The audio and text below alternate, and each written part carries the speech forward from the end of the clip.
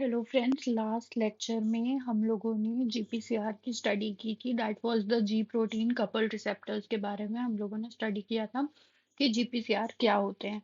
ठीक है, तो जीपीसीआर के बेसिक्स में हमने आपको बताया था कि जीपीसीआर एक 7 पास ट्रांस मेम्ब्रेन प्रोटीन है जो सरपेंटाइन रिसेप्टर कहलाता है, क्योंकि ये 7 टाइम्स प्लाज्मा मेम्ब्रेन को क्रॉस करता है और यही रिसेप्टर गैफ की तरह काम कर रहा होता है। और जो जी प्रोटीन होता है इससे लिंक्ड, वो ट्राइमेरिक जी प्रोटीन होता है। उसकी जो अल्फा वाली सब यूनिट होती है वही मोनो जीटीपीएस की तरह काम करती है। और ये जो अल्फा वाली सब यूनिट होती है इसको जी प्रोटीन इसलिए कहते हैं क्योंकि ये guanine nucleotide exchange factor, that means the guanine nucleotide binding protein होती है। तो अल्फा वाली सब यूनिट से ही या तो जीडीपी बाउंड करता है या तो जीडीपी बाउंड करता है। और जब इस गैफ जो कि जीपीसीआर है वो उस गैप की तरह काम करता है और इस अल्फा वाली सब यूनिट के जीडीपी को एक्सचेंज करवा करके जीडीपी में कन्वर्ट करता है। तो अल्फा वाली सब यूनिट अपने बाउंड जीडीपी के साथ जा करके एडिनाइलेट साइक्लेज को एक्टिवेट करती है और वो कैम को एटीपी से कैम का जनरेशन करवाता है। और मैंने ये भी बताया था कि इस अल्फा जीटीपी के पास इंट्रिंसिक जीटीपीएस एक्टिविटी होती है। इसका मतलब होता है कि अपने जीटीपी को हाइड्रोलाइज करके जीडीपी में कन्वर्ट करके अपने आप को इनएक्टिव कर देता है। ठीक है, तो ये सब हम लोगों ने प्रीवियस वीडियो में डिस्कस किया था कि कहाँ कहाँ पे जीपीसीआरस होते हैं। ठीक है, उसके अलग अलग कौन कौन से उसमें लिगैंड्स यूज हो सकते हैं और मोनोमेरिक जीटीपीएस क्या है, ट्राइमेरिक जीटीपीएस क्या है। उसके बाद हम लोगों ने तरह तरह के जी प्रोटीन्स भी स्टडी किए थे कि जी अल्फा एस होता है, जी अल्फा क्यू होता है, जी अल्फा टी होता है, जी अल्फा आई होता है। और वो अलग अलग सिग्नलिंग को शो करते हैं। तो अगर अगर हम बात करते हैं कि जो हमारा जीपीसीआर है उसमें वो जीपीसीआर अगर जी अल्फा एस पाथवे के साथ कपल्ड है तो वो एडिनाइलेट साइक्लेज को एक्टिवेट करेगा और कैम्प का कंसंट्रेशन बढ़ाएगा। तो इसी को ही हम डिटेल में स्टडी करते हैं कैंप पाथवे में। ठीक है, इसको हम डिटेल में स्टडी करेंगे कैंप पाथवे में। तो कैंप क्या है,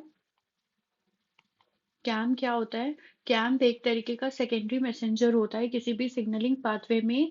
camp is a secondary messenger. ठीक है, और उसके बाद हम बात करते हैं कि जो एडिनाइलेट साइक्लेज होता है वो क्या होता है। तो एडिनाइलेट साइक्लेज जो है वो प्लाज्मा मेम्ब्रेन पे बाउंड एक 12 ट्रांस मेम्ब्रेन का प्रोटीन है।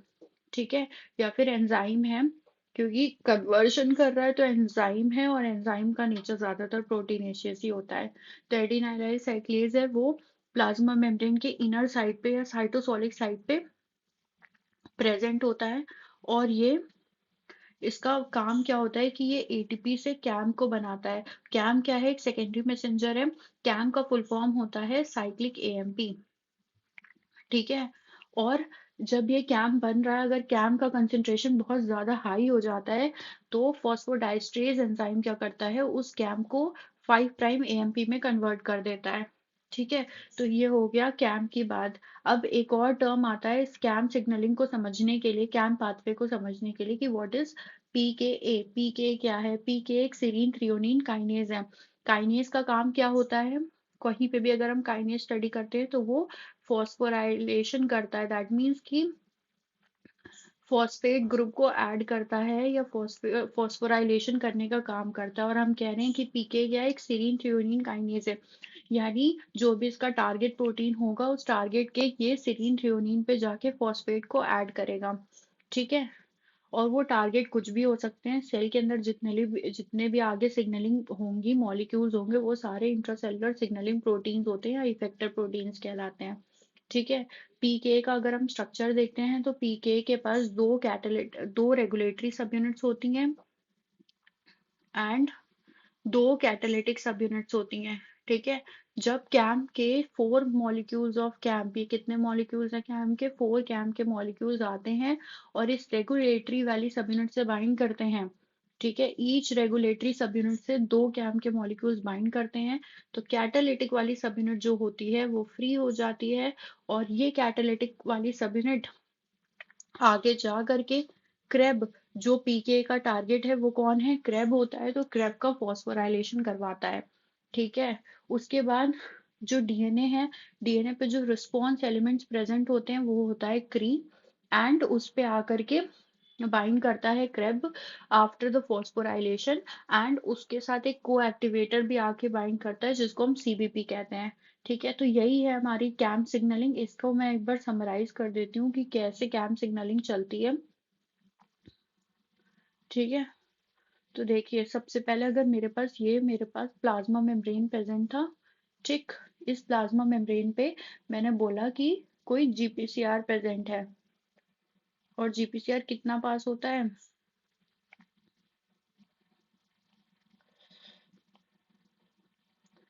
7 पास होता है। दैट मीन्स इसमें सर्पेंटाइन रिसेप्टर है, और इसको मैंने क्या बताया था, ये किसकी तरह काम करता है, गैफ की तरह काम करता है ये रिसेप्टर। तो इसकी जो अल्फा वाली सब यूनिट है ये हो गई, ये हो गई गामा वाली, और बीटा वाली is not link to the lipid bilayer.